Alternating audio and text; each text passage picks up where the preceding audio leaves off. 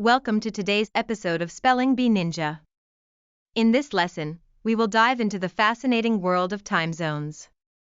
Have you ever wondered why, when it's afternoon in New York, it's still morning in Los Angeles or midnight in London? Time zones are a crucial aspect of our daily lives, affecting everything from travel to trade. Today, we'll explore the mechanics behind these zones, their historical context, and even some interesting quirks that come with them. So, let's get started and unravel the mysteries of time around the globe. Time zones are essentially regions of the Earth that have the same standard time. The concept was developed to solve the problem of coordinating time across different geographical areas as rail travel and communication advanced. Imagine the chaos if every city maintained its own time. Trains would leave at different times based on local clocks, potentially leading to missed connections and confusion. In theory, the Earth is divided into 24 time zones, each corresponding to 1 hour of the 360-degree rotation of the planet. This division is based on the Earth's rotation of 15 degrees every hour. However, in practice, things are a bit more complicated. While there are officially 24 time zones, there are actually about 38 unique time zones worldwide when accounting for the half-hour and quarter-hour offsets used by some countries. For example, India uses a time offset of UTC plus 5 hours and 30 minutes. In contrast, Nepal stands at UTC plus 5 hours and 45 minutes, and the Chatham Islands in New Zealand operate at UTC plus 12 hours and 45 minutes. These fractional time zones help accommodate the needs of specific regions more accurately. The fascinating aspect of time zones is also highlighted by the International Dateline. This imaginary line zigzags in the Pacific Ocean, mainly following the 180th meridian. It plays a crucial role in determining when a new day begins. When you cross from east to west, you add a day, and when you travel in the opposite direction, you subtract a day. Without the International Dateline, there would be confusion about what day it is across the globe. Furthermore, it's interesting to note that when you fly from Tokyo to Honolulu, you leave on a Wednesday but arrive on Tuesday due to this time adjustment. Let's also discuss a country that intriguingly spans 11 time zones, more than any other nation on Earth. This massive country stretches from the Baltic Sea in the northwest across vast lands, including the Ural Mountains and Siberia, all the way to the Pacific Ocean. It was once divided into 11 time zones after the Bolshevik Revolution in 1917. Over time, this number has fluctuated. It was even reduced to 9 before being increased back to 11 in 2014. Now, why would a country with such a wide expanse want to unify its time zones? This brings us to an intriguing particularity about a significant nation that officially uses only one time zone despite being wider even than the United States, which employs 4. This decision was made by its government in 1949 to foster national unity. As a result, regions in the West might experience daytime significantly later than eastern regions. In far west areas, like Xinjiang province, sunrise occurs as late as 10 a.m., with sunset stretching into midnight during summer. This unified time zone, for all its benefits, results in puzzling daily routines. Breakfast might be served at what is officially 11 a.m., and dinner could be had at 10 p.m.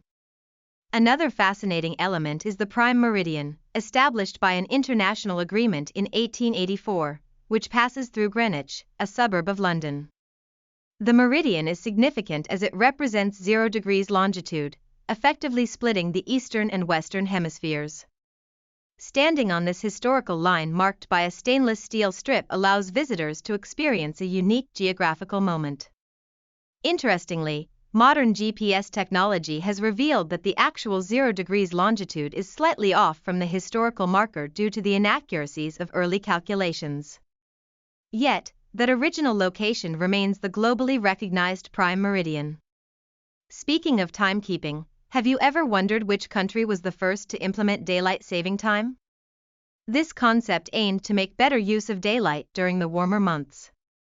Surprisingly, it was Germany, which initiated daylight saving time on April 30, 1916, to conserve coal during World War I. It wasn't long before other countries, including the United Kingdom and the United States, adopted similar practices. Today, daylight saving time is observed in about 70 countries, especially in North America and Europe, although it remains a contentious issue in many parts of the world. Another intriguing fact is that despite adjusting to all of these time changes, there is one densely populated country with over 1.4 billion residents that does not observe daylight saving time. This decision stems largely from its geographical span near the equator, where daylight hours remain more consistent compared to regions further north or south. The government aimed to avoid the confusion and complications that could arise from changing clocks twice a year. Close neighbors, like Pakistan and Nepal, also seldom utilize daylight saving time for similar reasons.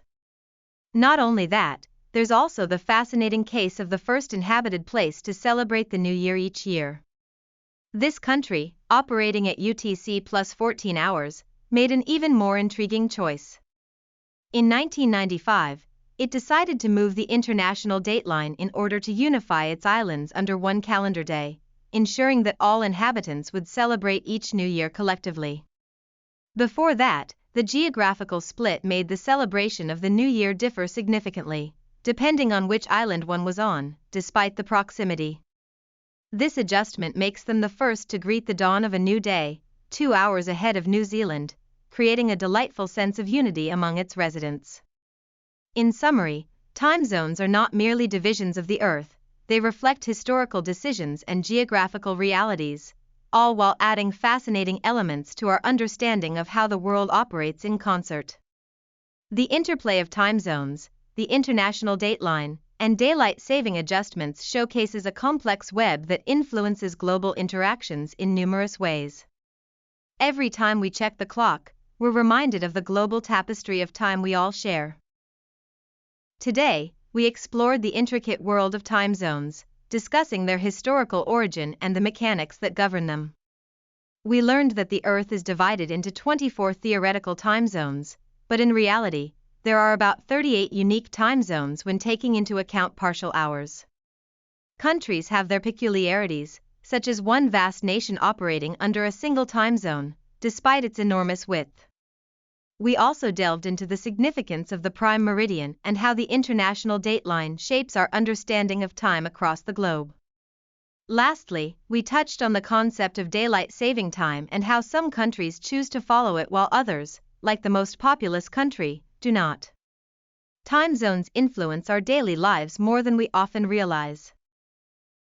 Thank you for joining us on this enlightening journey through the fascinating topic of time zones. We hope you enjoyed learning about how different regions measure time, the complexities surrounding this system, and the quirky examples we shared. Keep exploring and asking questions about the world around you, as there is always more to discover. Until next time, stay curious and keep learning with Spelling Bee Ninja.